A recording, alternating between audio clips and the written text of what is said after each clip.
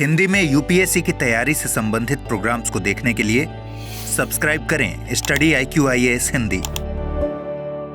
दुनिया भर में अलग अलग संस्थाओं के द्वारा किन्हीं किन्हीं विषयों को लेकर के कोई न कोई रिपोर्ट जारी की जाती है। कभी स्वास्थ्य को लेकर, कभी वन संसाधन को लेकर, कभी वन्य जीवों को लेकर और कभी रोजगार को लेकर के। लेकिन दोस्तों, आप खुद ही बताइए कि यदि इन रिपोर्ट्स के आंकड़ों को लेकर के किसी देश के द्वारा या किसी भी संगठन आदि के द्वारा कोई आपत्ति दर्ज की जाए तो क्या आप उन रिपोर्ट्स पर बहुत अच्छे से भरोसा कर सकेंगे? 100% भरोसा कर सकेंगे? शायद नहीं। और यही स्थिति अभी हाल ही में तब देखी गई है जबकि भारत सरकार ने ILO यानी कि इंटरनेशनल लेबर ऑर्गेनाइजेशन, अंतर्राष्ट्रीय श्रम संगठन की एक रिपोर्ट को लेकर के आपत्ति दर्ज करने की बात कही है।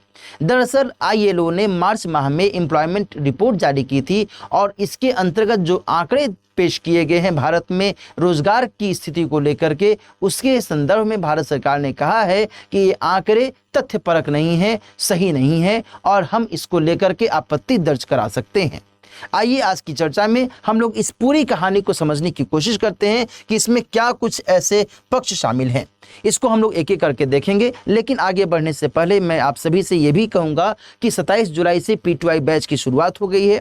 यदि आपने अभी तक इस बैच में इनरोलमेंट नहीं लिया है तो अभी भी आपके पास में मौका है। मॉनसून धमाका सेल के माध्यम से मात्र 24,999 रुपये में दिलीप लाइव कोड का इस्तेमाल करते हुए आप इस कोर्स को परचेज कर सकते हैं और अपनी GS की तैयारी को बेहतर से बेहतर कर सकते हैं।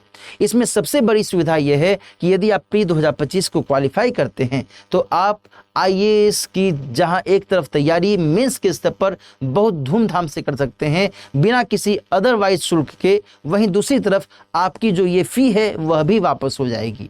तो निश्चित तौर पर यह कोर्स आपके लिए बहुत ही फायदेमंद हो सकता है।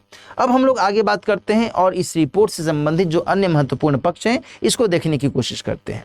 जैसा कि मैंने आपको बताया है कि केंद्र सरकार के द्वारा इस पूरे मामले को लेकर के शिकायत दर्ज की गई है, शिकायत दर्ज करने की बात कही जा रही है, ठीक है ना। अच्छा, दूसरी तरफ जो केंद्रीय श्रम मंत्रालय के अधिकारी हैं उनका ये कहना है कि देखिए ILO के द्वारा जो मॉडल पेश किया जाता है, जिस मॉडल के बेस पर ILO अपनी रिपोर्ट बनाता है, उस मॉडल को हम भारत के हिसाब से नहीं फिट कर सकते हैं।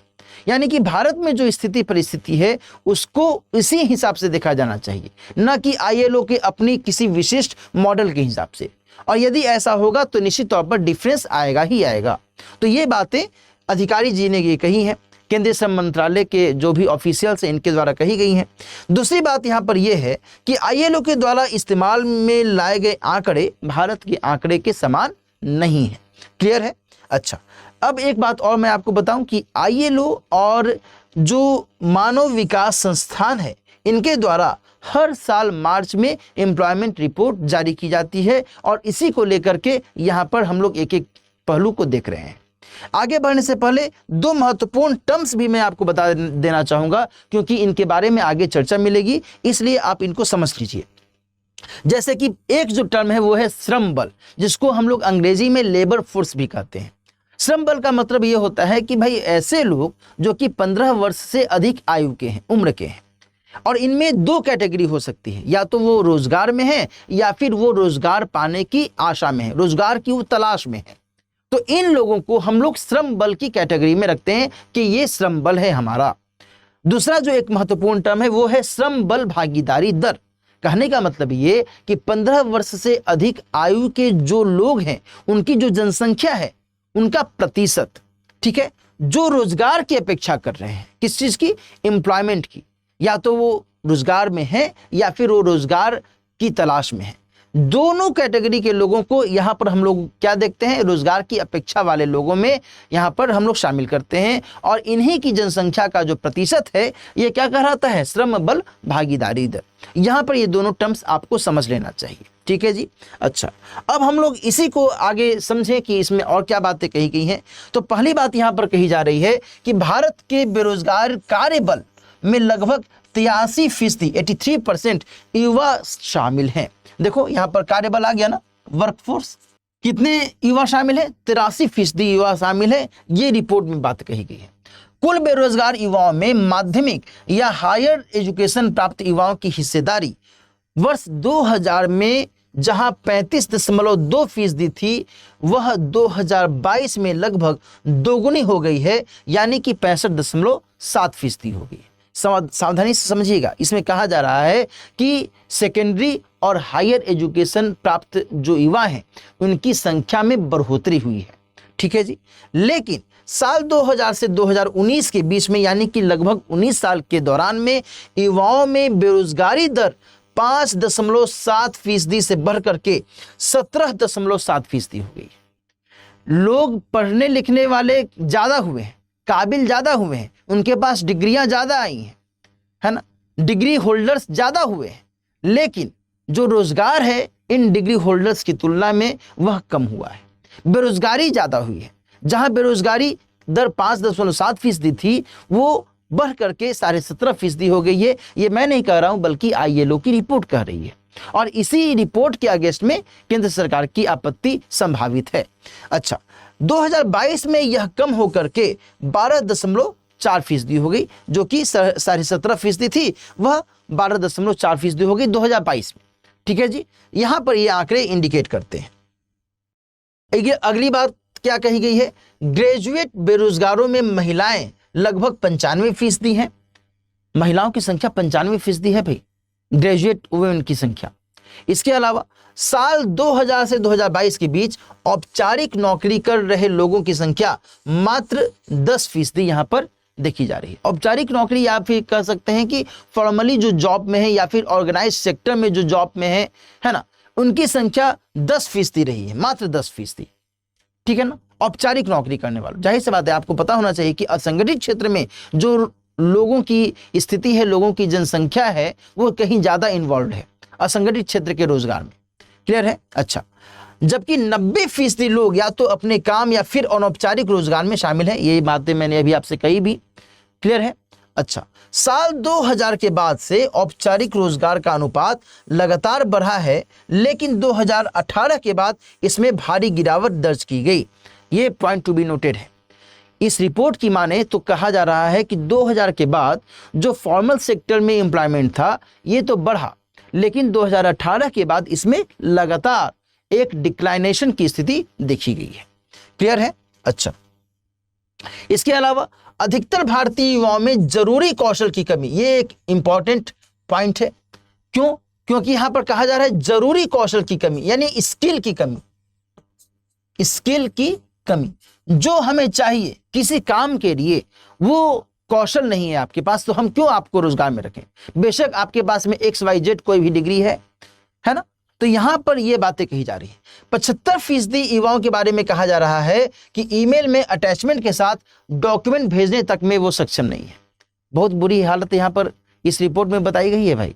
बहुत चिंतनीय है कि आप यदि ईमेल करते हैं, अपना डॉक्यूमेंट यदि किसी को भेजना चाहते हैं, तो कैसे हम डॉक्यूमेंट को अटैच करें, कैसे हम उसको भेजें, ये पता भी नहीं है। ये कहा जा रहा है इस रिपोर्ट में। यदि ये सच है तो सही में बहुत ही शोचनीय है स्थिति, है ना। अच्छा, इसके अलावा यह कहा जा रहा है इस रिपोर्ट में कि 60% युवा कंप्यूटर पर कॉपी पेस्ट जैसे बहुत सामान्य काम भी नहीं कर सकते। अरे माय गॉड ये बहुत ही विचारणीय है भाई, है ना। ऐसे कैसे हो सकता है? इतना तो नहीं होना चाहिए। आई डोंट थिंक सो, क्योंकि सामान्य व्यक्ति, एक सामान्य बच्चा भी आज के समय में Ctrl+C Ctrl+V में सिद्धस्त हो गया है। पता नहीं इस रिपोर्ट में क्यों इस तरीके से कहा गया है, आंकड़े क्यों इस तरीके से दर्शाए जा रहे हैं। खैर, जो कहा गया है वो हम लोगों को देखना पड़ेगा भाई। ILO की रिपोर्ट है, कुछ हम लोग इसमें अपने लेवल पर तो नहीं कह सकते हैं। अब भारत सरकार अपने लेवल पर जो भी स्टैंड ले, है कि नहीं। यहाँ पर जबकि 90% युवाओं को स्प्रेडशीट पर गणित के फॉर्मूलों का इस्तेमाल करना नहीं आता, है ना। यानी कि ये सब जो बातें कही जा रही हैं दोस्तों, ये कहीं ना कहीं स्किल से जुड़ी हुई हैं। ऐसा नहीं है कि केवल लिखा पढ़िया खेल हो, कोई बही खाते का काम चल रहा है। यहाँ पर कंप्यूटर को लेकर के जो आपकी नॉलेज है, कंप्यूटर के इस्तेमाल को लेकर के जो आपकी नॉलेज है, वो अभी यहाँ पर इस रिपोर्ट के हिसाब से ठीक नहीं बताई जा रही है। क्लियर है? अच्छा, इसमें और क्या कहा जा रहा है? 2021 में भारत में युवाओं की आबादी 27% रही, जो 2036 तक घट करके 21% हो जाने की संभावना है, 2036 तक। यानी कि हर साल 70 से 80 लाख युवा रोजगार चाहने वालों की लाइन में शामिल है। लेकिन आमतौर पर जो रोजगार है वो कम गुणवत्ता वाला है और अधिकतर अनौपचारिक है। ये एक बहुत बड़ी प्रॉब्लम है ना।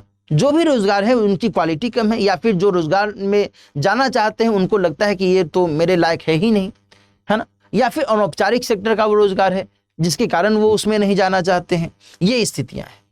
अब देखो यहाँ पर पूरे मामले में जो भारत सरकार का पक्ष है वो क्या कहता है ना। भारत सरकार के द्वारा PLFS यानी कि पीरियोडिक लेबर फोर्स सर्वे जो जारी किया जाता है, इस सर्वे के अनुसार क्या कहा गया है, 6 साल के डेटा में श्रम भागीदारी दर की बात हम लोगों ने पीछे कर ली है। श्रम भागीदारी दर और श्रमिक जनसंख्या अनुपात दोनों में वृद्धि दर्ज की गई है। ठीक है जी। श्रम भागीदारी दर फिर से मैं आपको एक बार रिकॉल करवा देता हूं, यहां पर देख लीजिए। श्रम भागीदारी दर में 15 वर्ष से अधिक उम्र के लोगों की जनसंख्या का प्रतिशत जो रोजगार की अपेक्षा में है, यानी कि इसमें बढ़ोतरी अभी दर्ज की गई है according to government of India. अच्छा, इसमें और क्या बातें हैं भाई। 2017-18 से 2022-23 तक में भारत में रोजगार 46.8% से बढ़ करके 56% हुआ है, यहां भारत सरकार का कहना है। वहीं श्रम बल भागीदारी में भी 57.9% की उल्लेखनीय वृद्धि दर्ज की गई है और बेरोजगारी दर में भी घटोतरी होकर के 3.2% हो गई है। यानी भारत सरकार के जो आंकड़े हैं वो इसमें कुछ सकारात्मक जो परिणाम है वो दर्शाते हैं। इसके अलावा ग्रामीण शहरी असमानता में भी कमी आई है, ये सरकार का कहना है। भारत में ग्रामीण क्षेत्रों में जो बेरोजगारी दर है इसमें भी कमी आई है और ये घट करके 2.4% हो गई है। ये सब आंकड़े बहुत ही उपयोगी हैं, बहुत इंपॉर्टेंट है। एग्जामिनेशन में अपने तथ्यों को पुष्ट करने के लिए ये आंकड़े आपको देने होंगे, देने चाहिए, है ना। इसी अवधि के दौरान शहरी केंद्रों में 7.7% से घटकर जो बेरोजगारी है वो 5.4% हो गई है। वहीं महिला बेरोजगारी में भी घटोतरी हुई है और ये वर्तमान में यानी कि 2022-23 की बात करें तो 2.9% यानी कि लगभग 3% की स्तर पर इसे देखा जा सकता है। इसी अवधि के दौरान युवा बेरोजगारी दर भी घट करके 10% हो गई है। ये अपने आप में एक बहुत ही महत्वपूर्ण बात सरकार के स्तर पर कही जा रही है। क्लियर है। तो ये सारी बातें यहाँ पर हम लोगों को दिख रही हैं कि सरकार का क्या कहना है और जो ILO है उसके द्वारा क्या बातें कही जा रही। लेकिन जो एक अंतर दिख रहा है उस अंतर को थोड़ा सा समझिए। इस अंतर में ये दिख रहा है कि ILO ने स्केल को लेकर के, कौशल की स्थिति को लेकर के अपने पक्ष रखे हैं कि इसमें ऐसी ऐसी स्थिति है भारत के स्तर पर। हालांकि भारत सरकार के माध्यम से जो वर्तमान में अपनी बातें कही जा रही हैं या फिर वर्तमान में जो वो अपना तर्क रखेगा वो देखने वाली बात होगी। भारत सरकार ने जो अपने आंकड़े पेश किए हैं उसके अकॉर्डिंग ऐसा लगता है कि यहाँ पर बेरोजगारी में किसी न किसी स्तर पर जरूर कमी आई है, चाहे वो महिलाओं के स्तर पर बेरोजगारी दर हो या फिर युवाओं के स्तर पर बेरोजगारी दर हो, शहरी बेरोजगारी और ग्रामीण बेरोजगारी, इन सब में टोटलिटी में कहीं ना कहीं एक गिरावट की स्थिति देखने को मिली है और रोजगार में बढ़ोतरी की स्थिति देखने को मिली है। ये भारत सरकार के आंकड़े कहते हैं। अभी आगे देखने वाली बात होगी कि इस पूरे मामले में भारत सरकार के द्वारा अंततः क्या कुछ स्टैंड लिया जाता है। इन बिटवीन जो ILO है जिसके बारे में अभी हम लोग बातचीत कर रहे हैं, जिसने ये रिपोर्ट जारी की है, इसको भी हम लोग थोड़ा ब्रीफ में समझ लें। ILO यानी कि अंतर्राष्ट्रीय श्रम संगठन से संबंधित ये बहुत ही महत्वपूर्ण संगठन है और ये बहुत पुराना संगठन है। 1919 में इसकी स्थापना हुई है, जिस समय प्रथम विश्व युद्ध की समाप्ति हुई थी। एक तरफ राष्ट्र संघ लीग ऑफ नेशन की स्थापना हुई, वहीं दूसरी तरफ ILO यानी कि इंटरनेशनल लेबर ऑर्गेनाइजेशन की स्थापना हुई। ये संयुक्त राष्ट्र की विशिष्ट संस्था के तौर पर काम करता है और यह अंतर्राष्ट्रीय आधारों पर मजदूरों और श्रमिकों के हितों की रक्षा के लिए नियम भी बनाता है। निश्चित तौर पर इसका काम बेसिकली यही है। वर्तमान में 187 देश इसके सदस्य हैं। भारत इसका संस्थापक सदस्य भी माना जाता है। इसके अलावा वर्ष 1969 में इसे विश्व शांति के लिए नोबेल पुरस्कार से भी सम्मानित किया गया है। ये एक तथ्यपरक जानकारी आपके लिए है। ठीक है जी। तो आज की चर्चा में हम लोगों ने जो देखा वो ये देखा कि इस रिपोर्ट में क्या बातें कही गई हैं और भारत सरकार के माध्यम से क्या कुछ अभी तक अपना पक्ष रखा गया है। भारत सरकार का ये कहना है कि हमारे यहाँ पर रोजगार में हाल के समय में हर स्तर पर हर वर्ग में वृद्धि हुई है, हर क्षेत्र में वृद्धि हुई है और अंतर्राष्ट्रीय श्रम संगठन का जो मॉडल है वो हमारे हिसाब से चूंकि वो तय मानक के अनुसार नहीं है, इसलिए हम इसे अभी स्वीकार नहीं कर सकते। और इसी को लेकर के भारत सरकार ने यह कहा है कि हमें इस पूरे मामले को लेकर के आपत्ति दर्ज कराने पर विचार करना चाहिए। ठीक है जी, ये बातें यहाँ पर अपने आप में बहुत ही उपयोगी हो जाती हैं। निश्चित तौर पर यूपीएससी के मेंस एग्जामिनेशन में या फिर प्रीलिम्स में भी अंतर्राष्ट्रीय श्रम संगठन की रिपोर्ट को लेकर के या फिर रोजगार या बेरोजगारी की स्थिति को लेकर के कई बार सवाल बनते हैं, तो यह टॉपिक आपके लिए उपयोगी हो सकता है। क्लियर है।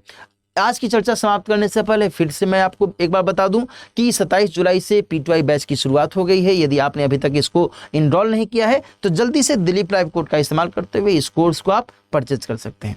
मिलते हैं फिर किसी और टॉपिक के साथ, किसी और चर्चा में। अपना ख्याल रखिए और साथ ही यदि आप इस टॉपिक के PDF को पाना चाहते हैं तो स्टडी IQ IAS के ऐप को डाउनलोड कीजिए। उस ऐप पर आपको इसका PDF मिल जाएगा, उसके माध्यम से आप इसको एक बार अच्छे से रिवाइज भी कर सकते हैं।